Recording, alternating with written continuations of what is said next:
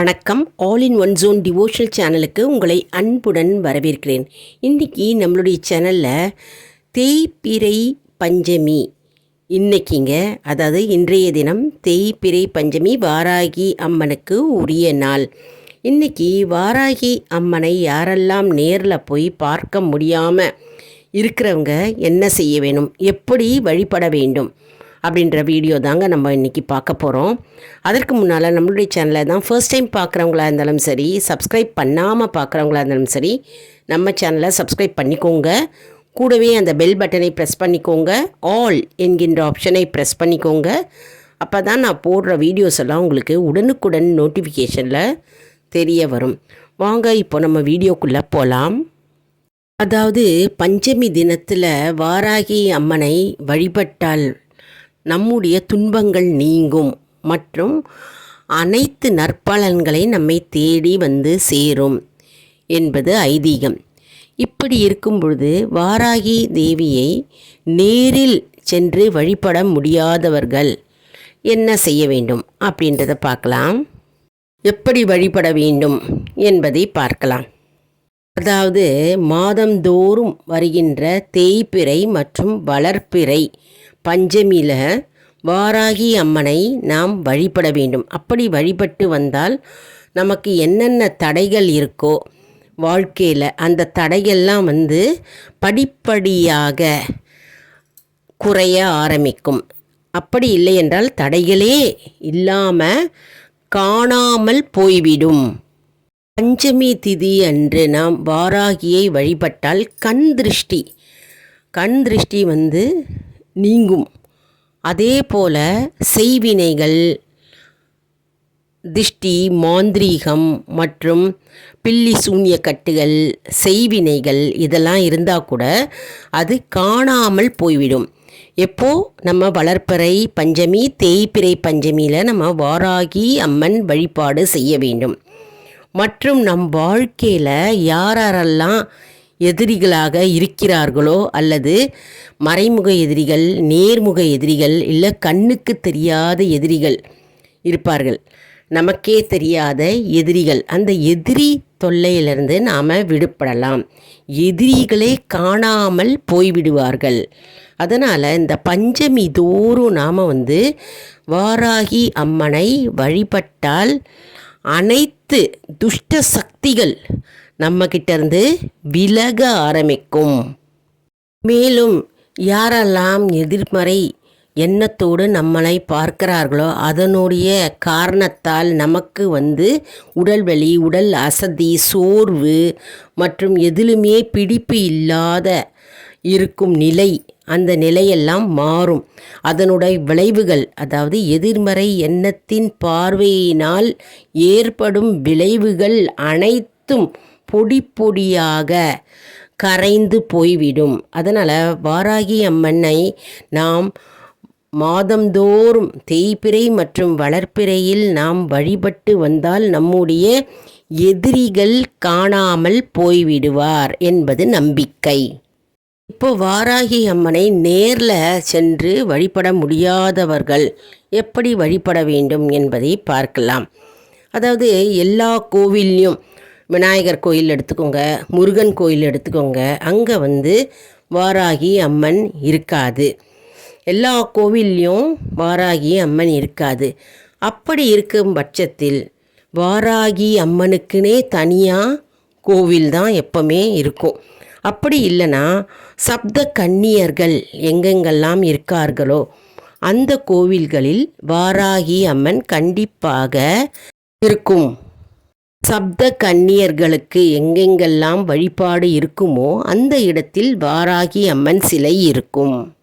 பஞ்சமி தினத்தன்று கோவிலுக்கு சென்று வாராகி அம்மனை தரிசிக்க முடியாதவர்கள், எந்தெந்த ஊரில் அந்த வாராகி அம்மனை பார்க்க முடியாமல் தரிசனம் பண்ண முடியாத இருக்கிறவங்க என்ன பண்ணணும்னா, வீட்டிலேயே ஒரு அகல் விளக்கை ஏற்ற வேண்டும். வாராகி அம்மனுக்குன்னு தனியாக ஒரு அகல் விளக்கு ஏற்றி வாராகி அம்மனை நினைத்து வேண்டி அந்த அகல் விளக்கில் எழுந்தருள வேண்டும். நீ இந்த அகல் விளக்கில் எழுந்தருள வேண்டும் அம்மா என்று மனதார நினைத்து பக்தி சிரத்தையுடன் வேண்டினால் கண்டிப்பாக அந்த அகல் விளக்கில் வாராகி அம்மன் எழுந்தருளுவாள். அதனால் அம்பாளுக்குனே ஒரு தனி அகல் விளக்கு ஏற்றி வீட்டிலேயே பஞ்சமி தோறும் நாம் வழிபடலாம். நம்முடைய கோரிக்கைகளை நாம் வாராகி அம்மனிடம், அதாவது அந்த அகல் விளக்கில் எரிகின்ற அந்த ஒளிச்சுடரில் நம்ம மனதார நம்முடைய பிரார்த்தனைகளை வைக்கலாம். நாம் என்ன பண்ணணும்னா, விளக்கில் வாராகி அம்மனாக பாவித்து நம்ம வேண்டிக் கொண்டு நாம் அந்த அம்பாளுக்கு நாம் தூபதீபம் காண்பித்து இருபுறத்திலும் நம்ம பூ வைக்க வேண்டும். அந்த அகல் விளக்கில் 2 பக்கமும் பூ வைத்து அம்பாளுக்கு சர்க்கரை வள்ளிக்கிழங்கு, உளுத்தம் வடை மற்றும் மொச்சை மற்றும் உருளைக்கிழங்கு போன்ற கிழங்கு வகைகள் மற்றும் பழங்கள், மாதுளை பழம் போன்றவைகளை நாம் நெய்வேத்தியமாக படைத்து பானகம் மறக்காமல் பானகத்தை வைத்து நாம் நெய்வேத்தியமாக அம்பாளுக்கு படைக்க வேண்டும். அப்படி செய்தால் அம்பாள் மிகவும் திருப்தி அடைவாள் என்பது ஐதீகம். அதாவது கோவிலுக்கு போக முடிஞ்சவங்க அந்தந்த ஊரில் வாராகி அம்மன் கோவில் இருக்குது அப்படின்னா கோவிலில் போய் தரிசனம் செய்து அங்கு விளக்கு ஏற்றி வழிபடலாம். கோவிலுக்கு சென்று வழிபட முடியாதவர்கள், வாராகி அம்மனை வழிபட முடியாதவர்கள் வீட்டிலேயே அகல் விளக்கை ஏற்றி நாம் நம்முடைய வேண்டுதல்களை வைக்க வேண்டும். மற்றும் நாம் வாராகிக்கு உரிய மூல மந்திரம் காயத்ரி மந்திரத்தை நான் இப்போ சொல்கிறேங்க. இந்த மந்திரத்தை நாம் 108 முறை பஞ்சமி தோறும் நாம் உச்சரிக்க வேண்டும். அதாவது 3 முறை அல்லது 51 முறை அல்லது 21 முறை அல்லது 108 முறை நீங்கள் உச்சரிக்கலாம். ஓம் ஷாமளாயை வித்மகி ஹலஹஸ்தாயை தீமகி தன்னோ வராகி பிரச்சோதயாத். ஓம் ஷாமளாயை வித்மகி ஹலஹஸ்தாயை தீமகி தன்னோ வராகி பிரச்சோதயாத். ஓம் ஷாமளாயை வித்மகி ஹலஹஸ்தாயை தீமகி தன்னோ வராகி பிரச்சோதயாத் அப்படின்ற மந்திரத்தை, காயத்ரி மந்திரத்தை நாம் உச்சரிக்க வேண்டும். அப்படி நாம் உச்சரித்து ஜபித்து வந்தால் பஞ்சமி தோறும் வாழ்க்கையில் உள்ள தடைகள் மற்றும் துன்பங்கள், எதிரி தொல்லை மற்றும் பில்லி சூன்ய ஏவல் அனைத்தும் விலகி ஓடிவிடும் என்பது ஐதீகம். மேலும் தேய்பிறை பஞ்சமி அன்று வாராகி அம்மன் கோவிலுக்கு சென்று நாம் தேங்காய் தீபம் ஏற்றலாம். அதாவது ஒரு வாழை இலையை எடுத்துக்கோங்க. அந்த வாழை இலையில் அரிசியை நிரப்பி அதில் தேங்காய், உடைத்த தேங்காயை வைத்து பஞ்சு திரி போட்டு நெய் ஊற்றி நாம் தீபம் ஏற்ற வேண்டும். மற்றும் வாராகி அம்மனுக்கே பிடித்த விரலி மஞ்சள் மாலையை நாம் அன்றைய தினம் சாத்த வேண்டும்.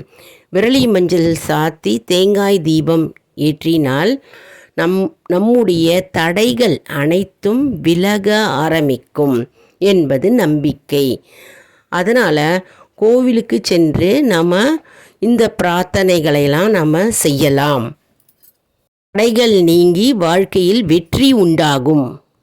மேலும் சர்க்கரை வெள்ளிக்கிழங்கு மற்றும் செவ்வாழை பழத்தை வைத்து நைவேத்தியம் செய்தால் கைமேல் வெற்றி பலனை நமக்கு கிடைக்கும்.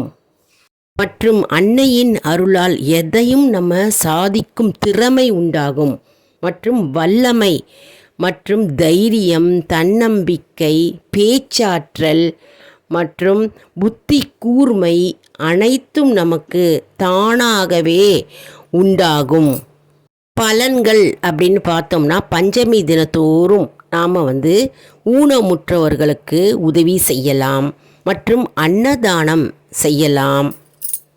மேலும் செருப்பு கூட வாங்க முடியாதவர்களுக்கு நாம் உதவியாக நம்ம செருப்பு, குடை மற்றும் வஸ்திரம்னா துணி, ஆடை வாங்கி கொடுக்கலாம். இப்படி நம்ம வாங்கி கொடுத்து தானம், சிறு சிறு தானங்கள், நம்மளால் முடிந்த தானத்தை பஞ்சமி தோறும் நாம் செய்தால் நம்முடைய வாழ்வில் இருக்கும் அனைத்து துன்பமும் நீங்கும் மற்றும் நம்முடைய சங்கதியரின் சங்கதியர் காப்பாற்றப்படுவார்கள் மற்றும் நம்முடைய சங்கதியருக்கு குழந்தை இன்மை என்பதே இருக்காது.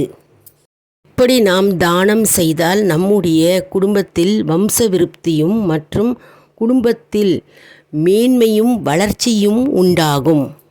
இவ்வாறு நாம் தேய்பிறை பஞ்சமி மற்றும் வளர்பிறை பஞ்சமியில் நாம் வாராகி அம்மனை வழிபட்டு வந்தால் நினைத்த காரியம் அப்படியே கைகூடி வரும் மற்றும் கடன் தொல்லையிலிருந்து விடுபடலாம். கடன் பிரச்சனையே இருக்காது. வறுமை நிலை மாறி செல்வ செழிப்பு உண்டாகும் என்பது ஐதீகம். என்ன அன்பர்களே, இந்த வீடியோ உங்களுக்கு மிகவும் பயனுள்ளதாக இருக்கும் என்று நான் நம்புகிறேன். இந்த வீடியோவுக்கு ஒரு லைக் கொடுங்க. நாம் இந்த வீடியோவில் வாராகி அம்மனை எப்படி வழிபடுவது, பூஜை மற்றும் பலன்கள் என்ன அப்படின்னு நம்ம பார்த்தோம் இல்லையா? இதை மற்றவர்களுக்கும் ஷேர் செய்யுங்கள், அவர்களும் பயனடையட்டும்.